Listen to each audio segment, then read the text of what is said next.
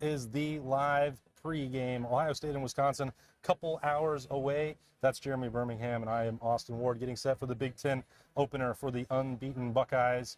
We will have an availability report from Ohio State in about 15 minutes, and when that is publicly confirmed, we will break that down for you.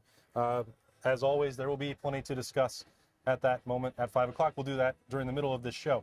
Until then, Berm. Yeah. The keys. You decided. Yeah. 3 downs. 3 downs, 3 keys, the keys for Ohio State and Wisconsin. I'm going to start with my first key of the day for Ohio State is very simple. You got to tackle.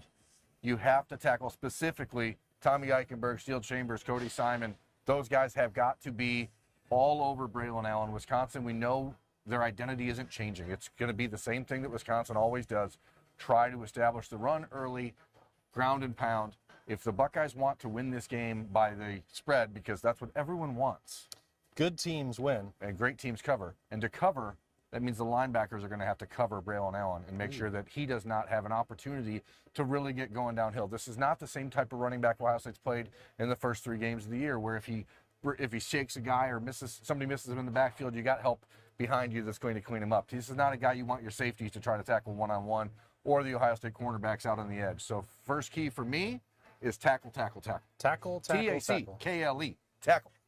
Tackle. You've been watching too many cheerleading instructional videos. Yes. I'm doing great, though.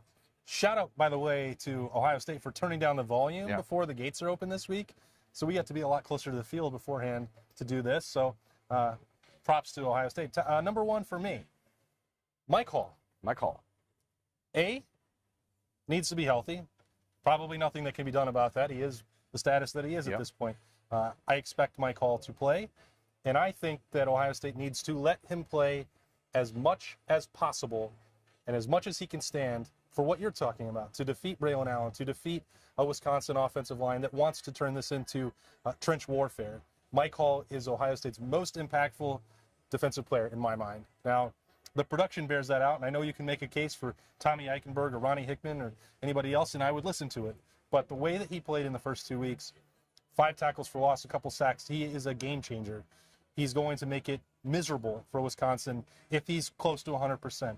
And I'm sorry for being a broken record, but there is such a drop-off for Ohio State at defensive tackle when he is not out there. I think Teron Vincent has been fine in spurts. He's got a high upside, and he's going to have to play well. And Tyleik Williams, those 3 guys are going to have to be major factors, and I don't think Ohio State should play more than 10 snaps, where if both of those guys are off the field, that'd be bad. Yeah, I honestly think that there are few positions in sports that impact the rest of the guys on their team more than the good defensive tackle does. And a guy that takes the focus from the offensive line and forces it on the defensive tackle opens up everything else for Ohio State. That opens up Jack Sawyer. That opens up JT Tuimoloau. That opens up Zach Harrison, Tyleik Williams, other guys like that. And that's why, for me, my second key is the pass rush. You've got to make Graham Mertz very uncomfortable. Wisconsin is going to come into this game, and they're going to probably have an idea that the way you get a chance to get ahead of this Ohio State defense is by passing the ball and using what has turned out to be in the first few weeks relatively soft cornerback play for Ohio State. Heading into this game with some questions about health around guys, Cam Brown came out of last week's game. Denzel Burke missed a day of practice this week. Jordan Hancock still out. Like, that's where they're going to try to get one over on Ohio State. And to me, that means Ohio State's defensive ends, especially JT Tuimoloau and Jack Sawyer, are going to need to have a big day. That's helped by the fact that Wisconsin starting left tackle Jack Nelson is out for this game.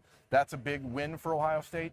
But if you don't put Graham Mertz on his back early and often and get him moving around the pocket, that's the only time he's going to beat you. He's not a guy like Daquan Finn a week ago who, if you pressure him, he's going to scramble and beat you that way. He's going to beat you if he's comfortable and able to just sit back in the pocket and throw the ball. So you can't allow that to happen. So to me, first key, tackle, tackle, tackle. Second key, pass rush. Got to hit the quarterback early and often. Berm is just hammering that defensive line. Tackle. All right, it's a big Larry Johnson game this week. All right, number 2 for me. Need to see. Sometimes Ryan Day has a tendency to get a little more conservative. We've seen that in just a handful of games so far. It always seems to be the games against the better opponents. Yeah, the ones that he respects, and he does respect Jim Leonhard in that defense. So I think Ryan Day needs to come out and throw some haymakers, take advantage of those playmakers, and I think you need to see a lot of Emeka Egbuka, Marvin Harrison Jr. Keep using some of those wheel routes to get Cade Stover in space, but can't be shy about doing that. I think that this is a team, Wisconsin, that's missing a couple pieces in the secondary as well. So you have a situation where the passing attack should be just fine and able to take advantage of what Wisconsin does. So you look at that opportunity there for Ryan Day. Don't be afraid just because Jim Leonard is going to blitz. Go out and go win the game. You know, the thing is, back in 2019, there was. You guys going to be here just until the walkthrough? I will be gone before the walkthrough. Before the walkthrough. You aren't going to be here when they come across the field there to go. No, we'll already be on the field then. Okay. Yep. Okay. Thank you. And I just want to make sure because about that. we'll be with you in 1 second, folks. This is the Right, beauty yep. of filming live, I guess, is that Thank you you. just never know what's going to happen. Redcoats are important too, and he was just making sure that we were taken care of. Absolutely. So, you know, to me, I don't remember what I was talking about, but It's key number 3, but I said that Ryan Day had to throw the football. yeah, I mean, you go back to 2019 and the way that he tried to go after Brett Venables and the Clemson defense at that time, and that's a guy he had a lot of respect for. 2020, he went after him even harder because he knew he had an opportunity to break down what Brett Venables' defense does and now figure out how to exploit it. Jim Leonard's defense is one of those ones that gave him trouble a few years ago, and you could tell at the time that he didn't really see the game very well, especially when you go back to the 2019 Big Ten Championship game. I wonder how much Ryan Day looks at those performances and says, we ought to just push the edge of the field, especially because Wisconsin is missing, I think, 3 separate guys who they penciled in as starters in the secondary when the year started, so that's pretty huge.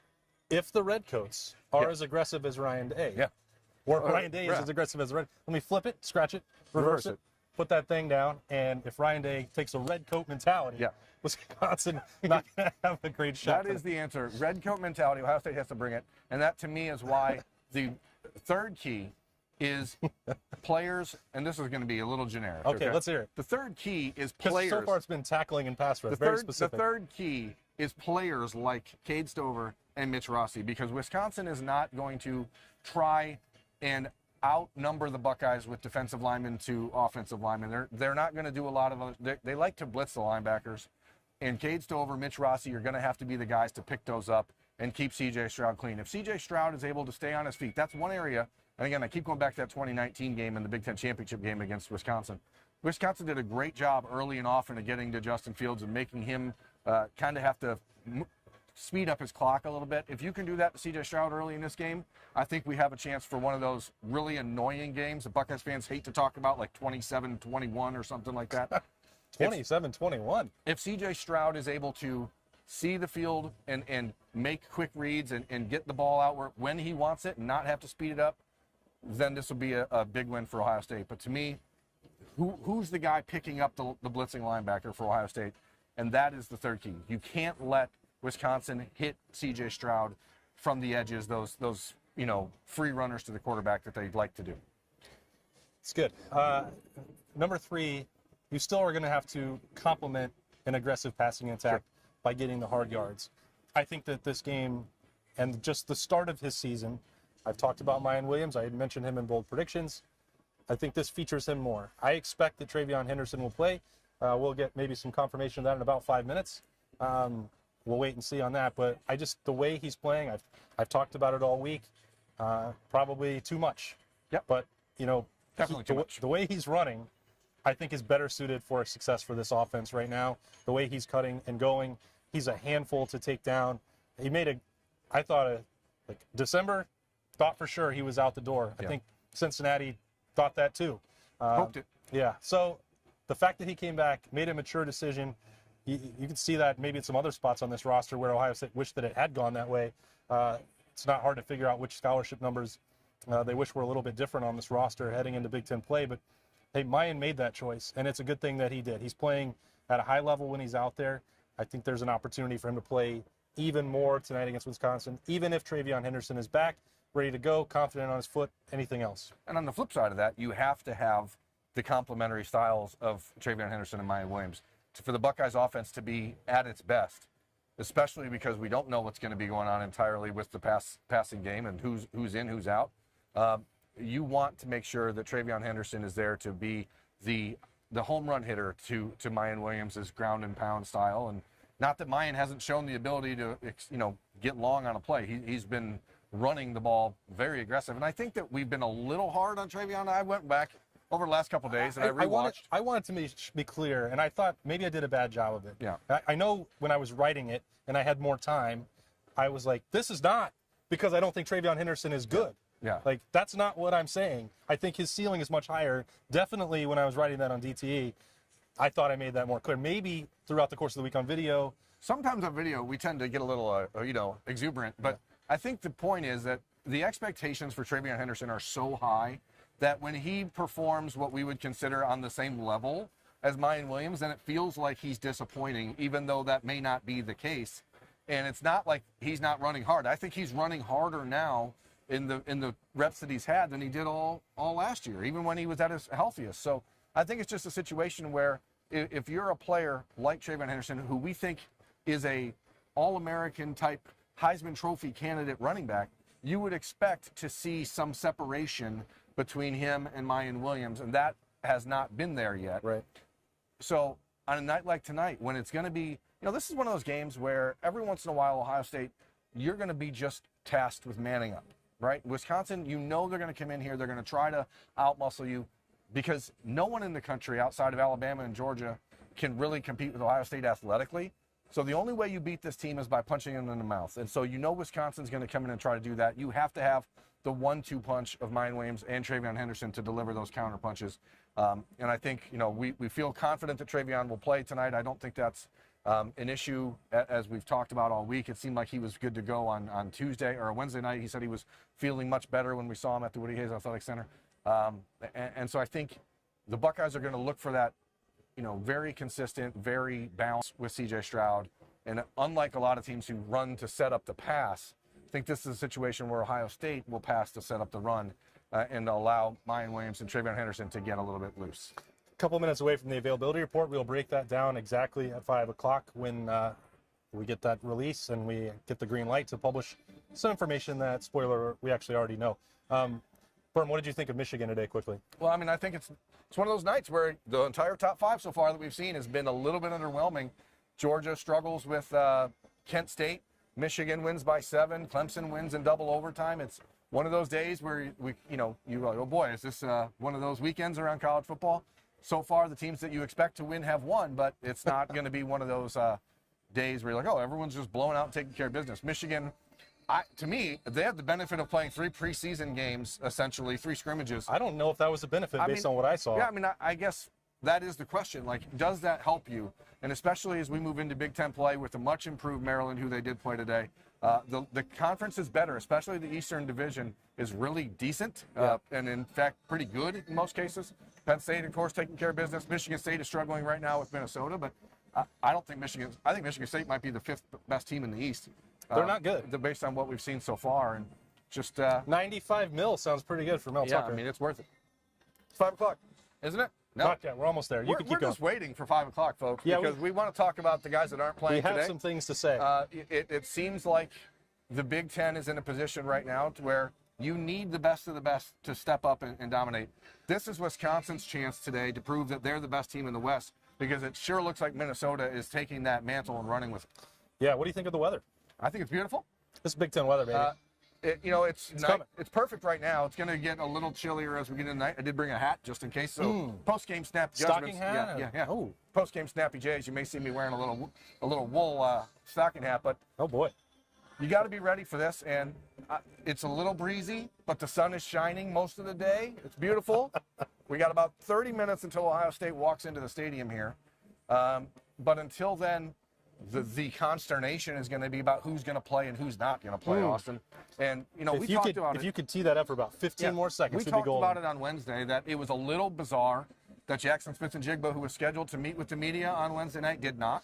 That's correct. That seems to be, at the time I questioned whether or not it was gamesmanship or if he was more hurt than the Buckeyes were wanting people to know. And it appears he's more hurt than they wanted people to know, because he will not be playing for Ohio State. Wow, right Wisconsin. at 5 o'clock. You nailed it. So when you lose Jackson Smith-Njigba, and again, this is, I guess the benefit is they've already played 2 games essentially without him.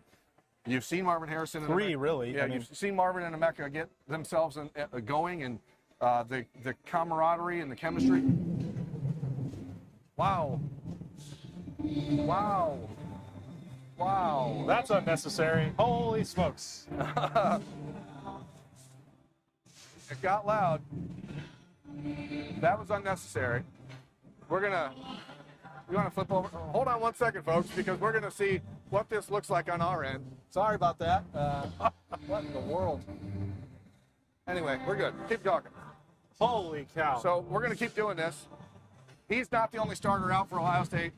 Austin's guy, we want to talk about Cameron Brown, who will not play for the Buckeyes. Cameron Brown is out. He picked up a little bit of injury, and he came out. Many of you noticed that last Saturday night. We saw him did not practice. It was on Tuesday. Thought this might be coming for the Buckeyes, and if you paid attention to what Ryan Day said, and I mentioned this in Austin Translation on Thursday, when Ryan Turner's black stripe came off, and he said, well, he's been getting some reps with the ones and the twos, and the same is true for Jair Brown. Denzel Burke is not on the availability report. He is available tonight for Ohio State, but he is also dealing with a hand injury. So that's Cameron Brown, Ohio State's best cornerback, Denzel Burke, the second starting cornerback who's played every game, and Jordan Hancock, who's expected to be the third corner in the rotation for Ohio State. None of those guys are fully healthy. Denzel Burke will be the only one who could play for the Buckeyes. I expect he will start. The question is whether or not Denzel's out there with a club on his hand, and so if you're expecting him to get an interception or something, he's going to have to do it with one hand probably. Oh, why did they wait till right at 5 o'clock? You just don't know what's going to happen in this environment, folks. That's the beauty of doing things live. We get red coat interference. We get the Phil Collins explosion. I was rattled by that. I'm sure that's going to end up as a meme somewhere. But, the point is Ohio State is going to have to rely on J.K. Johnson, a dinged-up Denzel Burke, and I think this is an opportunity for Cameron Martinez to play some more outside corner if necessary, but also Jansen Dunn, who was a player that was playing at corner for Ohio State in the preseason before he got hurt and missed the game. He's also been injured. It's an opportunity, that's what I'm saying, for the pass rush has to hit home early and often, because if Graham Mertz and the Wisconsin team is not a high-flying passing offense, but if you have time to sit back and throw against corners that haven't played much, well, all of a sudden you have some potential issues. All right, the complete unavailable list, in case you were curious, is Amari Abor, Cam Bath, Cam Brown, Jordan Hancock, Mitchell Melton, Taraja Mitchell, Zach Prater, Evan Pryor, Joe Royer again, and then Jackson Smith and Jigba. So some of those other guys that had been discussed, Denzel Burke will be out there. Travion Henderson, he is cleared as well. Those are good signs for Ohio State. But again, this team is not at full strength, and they're missing the most important piece when they're at 100% of their passing attack and their most important corner. I don't know that Wisconsin is fully capable. I'm not as big of a Graham Mertz fan as maybe some others, and Ryan Day believed in him as well. I don't know that they have the talent at wide receiver to really take advantage of that, but to your point, which was key number 2, if Ohio State doesn't let Mike Hall, JT Tuimoloau, Jack Sawyer, let those guys go and play and impact the game up front, you could be putting yourself in a tough situation, because Cam Brown is not there to help, and Denzel Burke wasn't even playing that well when he didn't have a club on his hands. So that's a big deal. I'm going to look at the silver lining and think that maybe having the club on your hand forces you to rely more on technique and makes him maybe settle down a little bit, not go for the big play, and just realize he has to be there to make the play. But obviously, when you talk about these injuries, both on offensive side of the ball and defensive side of the ball for Ohio State, you can start to see a scenario where this game becomes a little bit more of a slog. Something where the Buckeyes are saying, hey, let's just get out of here with the win, get to Rutgers next week. You don't want to look too far ahead, but if the Buckeyes come out tonight and play a little bit close to the vest, I think you have an understanding of why. We said this last Saturday and again throughout the week that when Jackson, we saw Jackson make an appearance on Tuesday before practice, catching balls on that newfangled jugs machine, but not talking on Wednesday, and the way he came out of last Saturday's game after that second catch did not look good. I do not know specifically if it was aggravation, if he still wasn't 100%. I think there needs to be a little bit more accountability for Jackson's status specifically. And the only reason I say that is Ryan Day has been making a point from the first 4 weeks. If guys are not at 100%, we're not going to put them at risk. I don't believe Jackson Smith and Jigba was at 100% last week. No, and that's where you have to ask yourself, is it the player's decision in that point? And at this juncture, when you have Rutgers next week, obviously you got to get through this one, but you got Rutgers the week after. Then you go to Michigan State, who apparently is not what they were a year ago. And Ohio State, again, should be able to beat pretty much everyone on their schedule without Jackson Smith and Jigba. But hamstrings, as we talked about 2 weeks ago, like, they are really finicky issues. They are finicky injuries. And that's something that could linger for the next month. And so you almost wonder, like, is it worth playing him until Penn State? I mean, you got to, obviously, they're going to have to check out where it's at every week, but it's not ideal for Ohio State. It is ideal for Marvin Harrison, who's turning into maybe the best receiver in the country in front of our eyes. But, you know, this is a night for Julian Fleming. Mecca might have something to say about that, This too. is a night for Julian Fleming to become a steadying force for those young guys, because what we saw last week was Emeka Ibuka, Marvin Harrison, and Jaden Ballard all having big games, but it was Julian Fleming who was also getting his feet wet again for this season, who caught 2 touchdowns. So it's not like the Buckeyes are out of weapons, but you certainly wish that you could see them at full strength. All right, that's the availability report. Those are Bermanized 3 keys. Bill Landis will be joining us after the game. He's on the way back from Philadelphia right now, and we'll have full post-game coverage of Ohio State and Wisconsin later on tonight. We'll stream that for you live as well, and hopefully they'll realize that they shouldn't turn up the music. Hope that turned out okay for you. Hope everybody enjoys the game, and we will talk to you after it's over tonight for the blackout in the Horseshoe. See ya.